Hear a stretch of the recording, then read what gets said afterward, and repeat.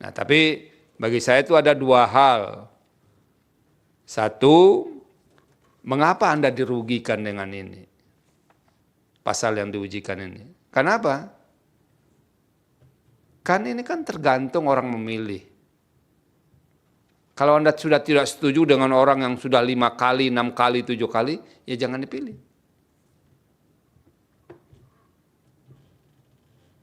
Artinya ini proses untuk mengedukasi pemilihnya.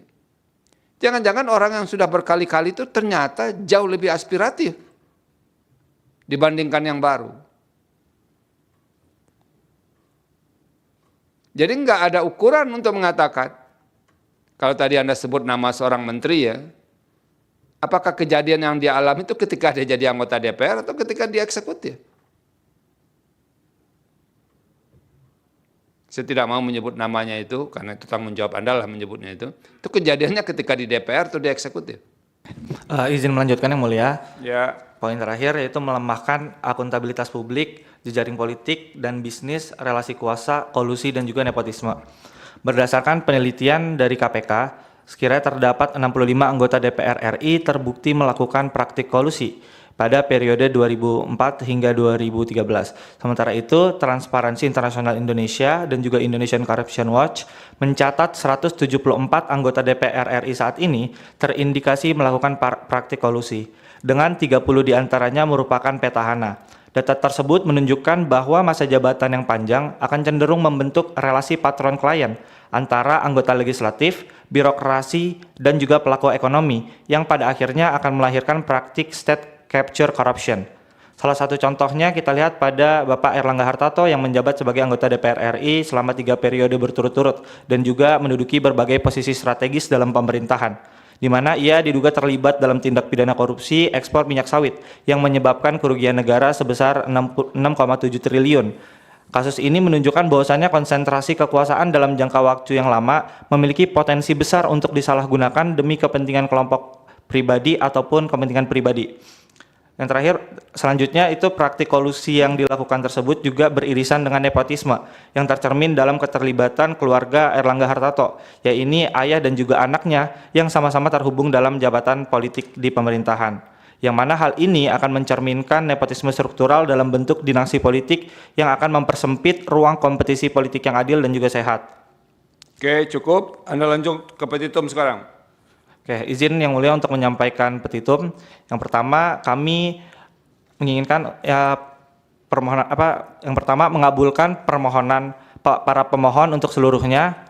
Yang kedua, menyatakan bahwa ketentuan pasal 76 ayat 4 Undang-Undang Nomor 17 Tahun 2014 tentang Majelis Permusyawaratan Rakyat, Dewan Perwakilan Rakyat, Dewan Perwakilan Daerah, dan juga Dewan Perwakilan Rakyat Daerah dengan frasa masa jabatan anggota DPR adalah 5 tahun dan berakhir pada saat anggota DPR yang baru mengucapkan sumpah atau janji bertentangan dengan Undang-Undang Dasar Negara Republik Indonesia tahun 1945 dan tidak memiliki kekuatan hukum yang mengikat. Yang ketiga, memerintahkan pemuatan amar putusan Majelis Hakim Mahkamah Konstitusi dalam berita negara Republik Indonesia sebagaimana mestinya, atau apabila Hakim Majelis Mahkamah Konstitusi memiliki pendapat lain, mohon putusan yang seadil-adilnya. Demikian yang mulia permohonan kami sampaikan. Cukup ya. Ini saya tanyakan ya. Konstitusi tahun 1999 itu memang memberikan batasan untuk bisa dipilih itu dibatasi. Jadi kalau dia sudah pilih sekarang nanti nggak boleh lagi, boleh dipilih di periode berikut lagi. Tapi sejak tahun 2009, ini saya bacakan, however, a constitutional amendment approved in a national referendum on February 15, 2009, abolished all term limit for popularly elected position, including National Assembly deputies. Karena di situ disebut anggota National Assembly-nya itu deputies.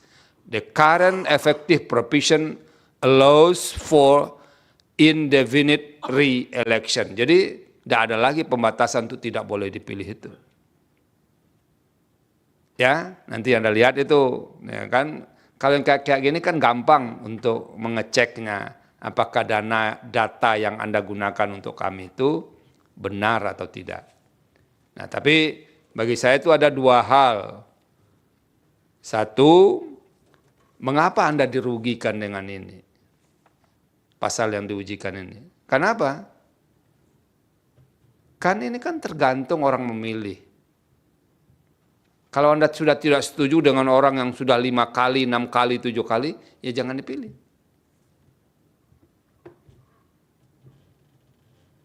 Artinya ini proses untuk mengedukasi pemilihnya. Jangan-jangan orang yang sudah berkali-kali itu ternyata jauh lebih aspiratif dibandingkan yang baru.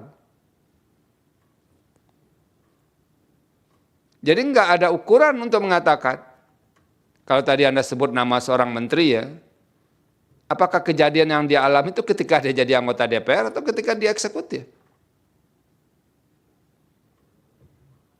Saya tidak mau menyebut namanya itu, karena itu tanggung jawab Anda lah menyebutnya itu. Itu kejadiannya ketika di DPR atau di eksekutif.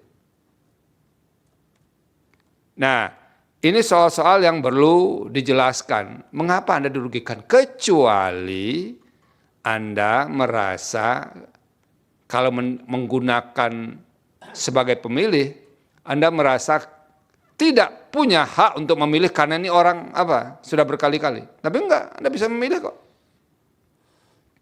Nah, tolong legal standing-nya ini diperjelas sehingga kami bisa mengatakan Anda punya legal standing untuk ini.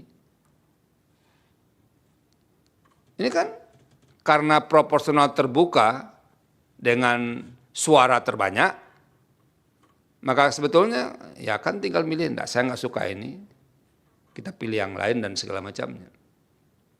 Jadi tidak melulu ini soal bunyi undang-undang. Nah, itu yang pertama yang harus Anda jelaskan kepada kami. Soal legal standing itu penting. Yang kedua, alasan-alasan. Mengapa itu dikatakan bertentangan dengan undang-undang dasar? Orang nggak ada diatur di konstitusi kok. Kecuali konstitusi mengatakan ini anggota DPR paling lama 2 periode, 3 periode. Ternyata undang-undang membukanya tidak membatasi periodenya. Iya. Bahkan menjadi tidak relevan begitu Anda contohkan dengan Korea Selatan, dengan Filipina, Meksiko, dengan Venezuela, itu adanya di konstitusi. Kecuali Undang-Undang Dasar kita mengatakan ini. Nah, yang terakhir yang harus Anda pikirkan, kalau ini dihapus, norma yang Anda persoalkan ini,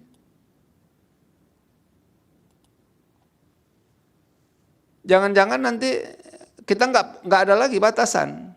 Kapan orang itu berhenti jadi anggota DPR? Karena ini kan gunanya, pasal ini kan kapan orang menjadi anggota DPR, kapan berhenti sebagai anggota DPR. Ini kan jelas, masa jabatan anggota DPR adalah 5 tahun dan berakhir pada saat anggota DPR yang baru mengucapkan sumpah atau janji. Nah, kalau ini dihapus, jangan-jangan nanti terpilih Anda jadi anggota DPR, nggak mau keluar lagi dari gedung DPR. Kenapa? Nggak ada. Kapan kami mau keluar? Nah, Anda harus pikirkan, jangan-jangan yang Anda mintakan ini justru menimbulkan ketidakpastian hukum. Ya, jadi ini soal di petitum. Nah, itu tambahan nasihat terkait dengan permohonan saudara ini.